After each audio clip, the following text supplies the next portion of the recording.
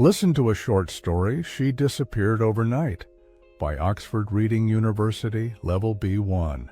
Ethan and Claire had only known each other for 6 months, but their connection was undeniable. They met in a small coffee shop in the city, and from that moment, they were inseparable. They spent evenings walking along the river, sharing stories about their pasts, their dreams, and their fears. Claire was a private person, but Ethan never pushed her for details. He thought they had time. One Friday night, they had dinner at a quiet Italian restaurant. Claire seemed distracted, glancing at the door now and then. When Ethan asked, she just smiled. "Let's meet tomorrow at the bookstore," she said. 11 o'clock. Ethan smiled. "It's a date." The next morning he arrived early. He waited by the entrance, expecting Claire to walk in any second. 11 o'clock came and went. Then 11:15, 11:30. No messages, no calls. He dialed her number. No answer. Feeling uneasy, Ethan walked to Claire's apartment. He knocked on the door. No response. He knocked again, harder. A neighbor passing by stopped. "Are you looking for Claire?" she asked.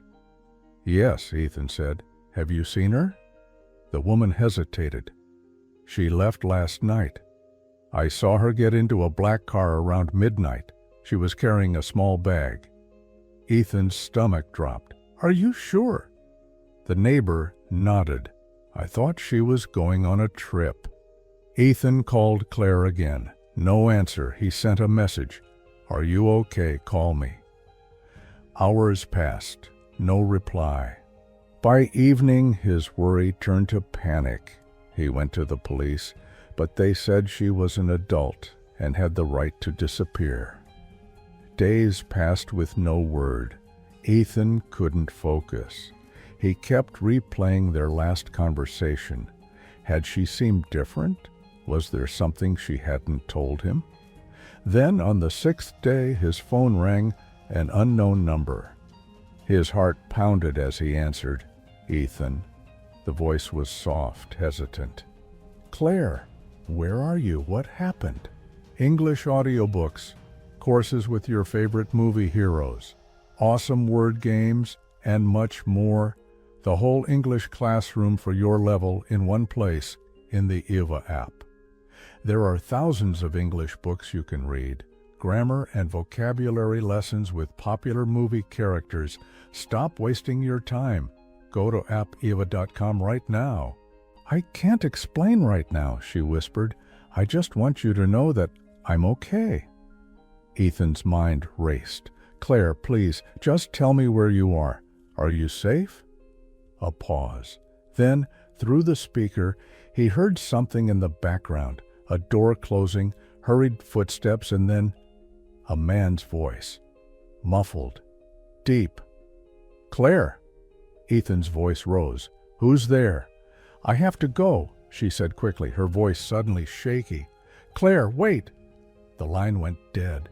Ethan tried calling back, but the number was no longer in service. For months, Ethan searched. He called her old friends, visited places they had been together, even reached out to her family. But no one knew anything. Or maybe they did, and weren't telling him. The police wouldn't help. People walk away from their lives all the time, they said. But Ethan refused to believe it. He spent years searching. He followed every lead, every rumor. Sometimes he thought he saw her, a woman with her hair, her walk, her voice. But it was never Claire. He kept all the voicemails she had ever sent him. On sleepless nights, he played them back, listening to her laugh, her soft good-night messages, the way she said his name. It was all he had left of her. Then, one night, 5 years later, his phone rang again, an unknown number. He hesitated before answering. "Hello?" Silence. Then a soft breath. And then, just one word. "Ethan." The line cut. His hands were shaking. He called back, but the number didn't exist. Was it really her? Or was someone playing a cruel joke? That night, Ethan couldn't sleep. The next morning, he went to the bookstore, the place where Claire was supposed to meet him all those years ago. He sat in the same spot, watching people come and go. At one point, he thought he saw her, a woman in a dark coat standing near the entrance. His heart raced. He got up, pushing through the crowd. "Claire?" The woman turned. It wasn't her. Ethan felt the disappointment hit him like a wave. But just as he was about to leave, something caught his eye. Near the entrance, on a wooden bench, lay a small envelope with his name on it. Hands trembling, he picked it up. Inside was a single note. "I never wanted to leave." Ethan's breath caught in his throat. He looked around frantically, searching for any sign of her. But she was gone. Again. What do you think happened to Claire? Write your thoughts in the comments. And now, check out another English story.